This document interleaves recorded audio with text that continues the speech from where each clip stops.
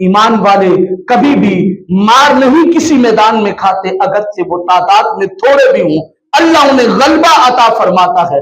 میرے حضور علیہ الصلوۃ والتسلیم جب جنگ احد میں تشریف لے گئے تو واپس لوٹے۔ اس جنگ میں مسلمانوں کے کافی افراد وہ شہادت کا رتبہ پا گئے۔ لوگ واپس لوٹ رہے تھے، جن لوگوں کو اللہ نے زیارت نصیب کی ہے وہ مسجد نبوی اور احد کے درمیان اتنا زیادہ فاصلہ نہیں ہے، اتنا ہے کہ ایک تندرست بندہ پیدل چل کے جا بھی سکتا ہے، آ بھی سکتا ہے۔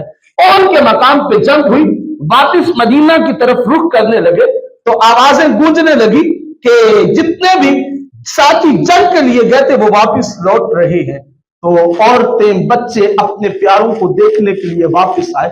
پتا تھا کہ اس جنگ میں کافی مسلمان شہید ہوئے ہیں، تو اس جنگ میں ایک عورت کا بھائی بھی شامل تھا، اس کا باپ بھی تھا، اس کا بیٹا بھی تھا، اس کا خامد بھی تھا، وہ سارے اشخاص شامل تھے۔ وہ عورت با پردہ ہو کے باہر نکلی تو آگے سے کسی نے آواز دی کہ تیرا بھائی دنیا سے رخصت ہو گیا۔ وہ کہنے لگی انا للہ و انا الیہ راجعون۔ چند قدم آگے بڑھی تو آواز آئی تیرا بیٹا بھی دنیا سے چلا گیا۔ وہ کہنے لگی انا للہ و انا الیہ راجعون۔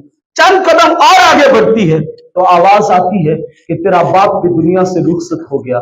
تو وہ پھر انہی الفاظ کو دہراتی ہے۔ چند قدم آگے بڑھی تو کسی نے آواز دی کہ تیرے سر کا تاج تیرا خامد بھی دنیا سے چلا گیا۔ اس نے کہا انا للہ و انا الیہ راجعون، اور وہ کہنے لگی کل مصیبت بعد کا جلالا، ساری باتیں بعد میں، پہلے یہ بتاؤ جس محمد نے ہمیں ایمان کی دولت دی ہے ان کا حال کیا ہے۔ ایمانداروں کی علامت یہ ہے کہ وہ سب سے پہلے اللہ اور اس کے رسول کی ذات کو دیکھتے ہیں۔ مومن ہوتا ہی وہ ہے جو ایمان کے گرد، اور جہاں سے ایمان نصیب ہوا اس دائرے کے گرد گھومتا رہے، اور وہ دائرہ ہے اللہ اور اس کے رسول کی ذات۔ جب بندے کی کیفیت انہی کیفیتوں سے گزرے تو پھر بندے کو حقیقت میں ایمان کی دولت ملتی ہے۔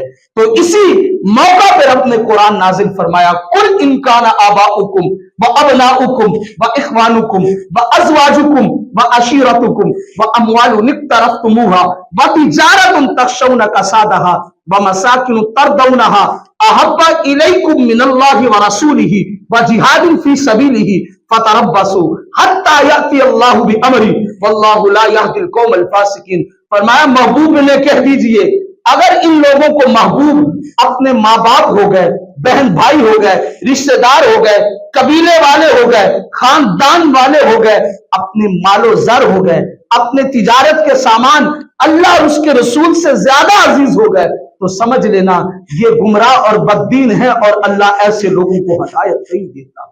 فرمایا اپنی زندگی کا یہ ایک خاص جزو لازم بنا لو کہ ایمان کے گرد اپنی زندگی کو گھمانا ہے۔ جیسے ایک پروانہ شمع کے گرد گھومتا ہے، اس انداز میں ایک مومن اللہ اور اس کے رسول کے حکموں کے گرد گھومتا ہے، اور حقیقت میں کامیاب وہی ہے۔